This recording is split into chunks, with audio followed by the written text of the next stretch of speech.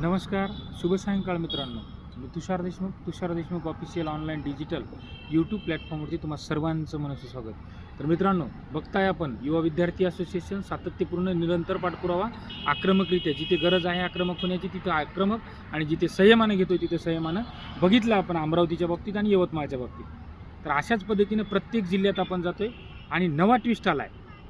1 मे ते 31 मे, 1 जून ते 15 जून, 15 जून ते 30 जून, आणि त्यानंतर 10 दिवसांची मुदतवाढ.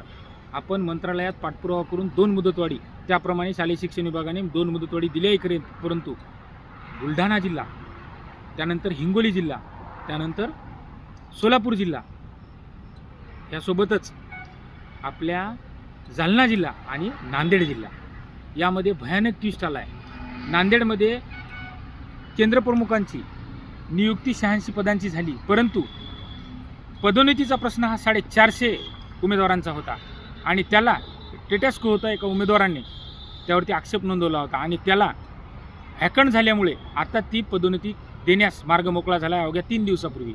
तर ही प्रक्रिया किमान 8 दिवसात शीघ्रगतीने केल्यास होऊ शकते आणि त्यातून संच मान्यतेत त्यांचे जे अतिरिक्त जी पदं झाली होती एकूण शिक्षकामध्ये, त्यातील 86 केंद्रप्रमुखांची आणि सोबतच उर्वरित त्यातून जी उरलेली पदे होती ती आता 450 पेक्षा अधिक पदोन्नतीच्या शिक्षकांमधून हा अतिरिक्तच्या बाबत समायोजन होऊन सुद्धा आपल्याकडे रिक्त पदांचा चांगल्यापैकी जवळपास 100च्या आसपास आकडा नांदेडमध्ये उपलब्ध होऊ शकतो. त्याच धर्तीवर 250 पदे बुलढाणा जिल्हा परिषदेकडे आहेत, त्यासोबत 200 पेक्षा अधिक पदे जालना जिल्हा परिषदेकडे आहेत आणि त्यासोबत सोलापूरमध्ये पदोन्नतीद्वारे रिक्त झालेली पदे ही पवित्र पोर्टलला देण्यात आली नाही, असा शिक्षणाधिकारी एकंदरीत प्रशासनाचा गोंधळ आहे. आणि याच धर्तीवर उद्या युवा विद्यार्थी असोसिएशनने शेवटच्या क्षणापर्यंत आक्रमक भूमिका म्हणून प्रसंगी आंदोलनात्मक तयारी, एकीकडे 5 दिवसांची मुदतवाढ, ह्या सगळ्या बाबी अवघ्या एकाच वेळी करण्याची वेळ आलेली आहे आणि यासाठी आपल्या सर्वांची साथ महत्त्वपूर्ण आहे. तर उद्या बुलढाणा जिल्हा परिषद आपण टीम सज्ज केली आहे, त्यासोबतच हिंगोली जिल्हा परिषद टीम ही सज्ज केली आहे. हिंगोली जिल्हा परिषदेमध्ये मराठी माध्यमांची 45 पदे आणि 5 उर्दू माध्यमांची आहेत. त्यांना जर प्रक्रियेला वेळ 8 दिवसाचा भेटला तर तीही पदे पवित्र पोर्टलला येतील. सोबतच नांदेड जिल्हा परिषदेकडे आत्ता टेटस्को न्यायालयीन वाद जो होता उद्भवलेला, न्यायप्रविष्ट प्रकरण होतं, ते खारिज करण्यात आले, ते व्हॅकंड झाले. त्यामुळे त्यांना जर 8 दिवसांचा वेळ दिला तिथेही पदे येऊ शकतात. सोलापूरमध्ये आपल्याला आक्रमक पवित्रा, या सर्व ठिकाणी आपण जाहिरात न प्रकाशित केल्यास पुढील पाऊल आम्ही चांगल्यापैकी आक्रमकरित्या संविधानिक मार्गाने उचलणार आहोत ह्याही पद्धतीनं, आणि अन्यथा वेळप्रसंगी न्यायालयीन लढासुद्धा उभारणार आहोत.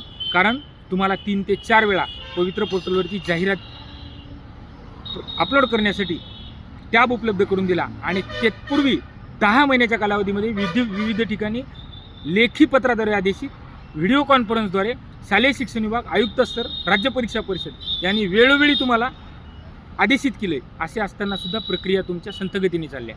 आणि 5वी बाब, यवतमाळ जिल्हा परिषदेची जाहिरात उद्या अपलोड होणार आहे, परंतु प्रशासकीय अडचणी, तांत्रिकदृष्ट्या जर अडचणी उद्भवल्या तर ती जाहिरातीस विलंब लागू नये आणि ती जाहिरात वंचित राहू नये ह्यासाठी तिथेही मुदतवाढीची अपेक्षा आहे. यामुळं 5 ते 8 दिवसांची मुदतवाढ शेवटच्या टप्प्यामध्ये महत्त्वपूर्ण असणार आहे. त्यामुळं उद्या आपण मुदतवाढीची सुद्धा मागणी केली आहे. आणि दुसरीकडे आपल्या बुलढाणा, आता सांगितल्याप्रमाणे हिंगोली, नांदेड, सोलापूर आणि जालना आणि यवतमाळ ह्या जिल्हा परिषदेकडे उद्या पाठपुराव्यासाठी टीम सज्ज झाल्यात.